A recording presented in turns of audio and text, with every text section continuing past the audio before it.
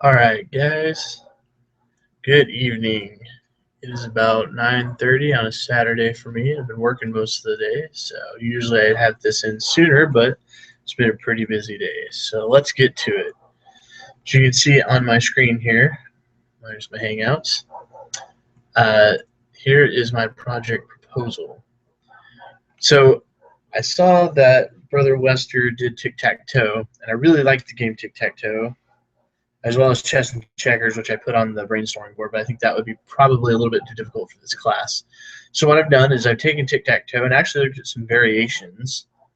And one of the variations that I found very interesting was invented by a mathematician named, what was his name?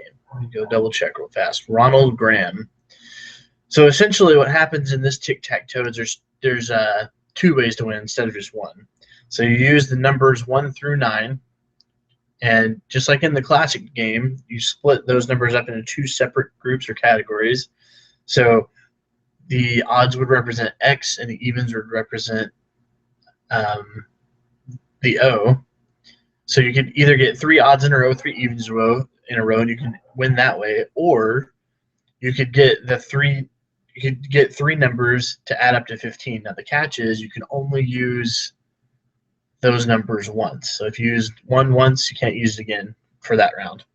So I think that makes it a little bit more interesting. I don't think it adds a whole lot as far as code goes because I did the math and looked up the math a little bit. If you look down here in calculations, where it says 19,000 possible board configurations if played for a tie.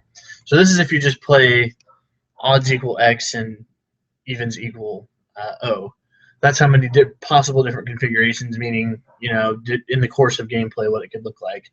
So the one that I wanted to focus in on, though, is the flow sequences.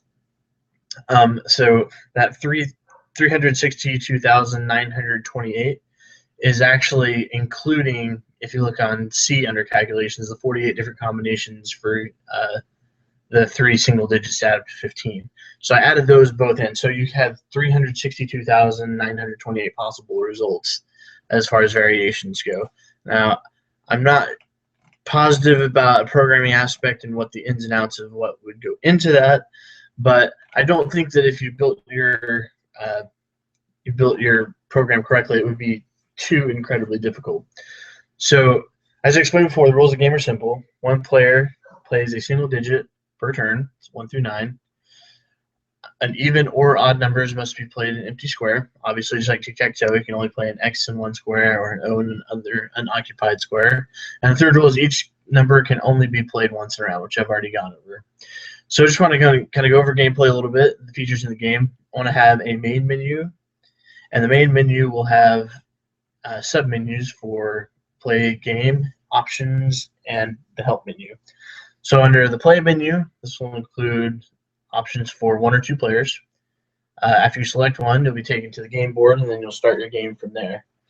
I've kicked around the idea of having difficulty levels. That's something we could probably discuss when we get into groups. If we even do tic-tac-toe, we may do something else. I don't know. But that's something we could probably discuss. I don't know how difficult that would be or not off the top of my head. So that's probably something we can cross when we come to that bridge. The options menu, I thought it'd be cool to have an options menu to kind of change the color or background of the board, or maybe the color of the pieces, or something of that nature.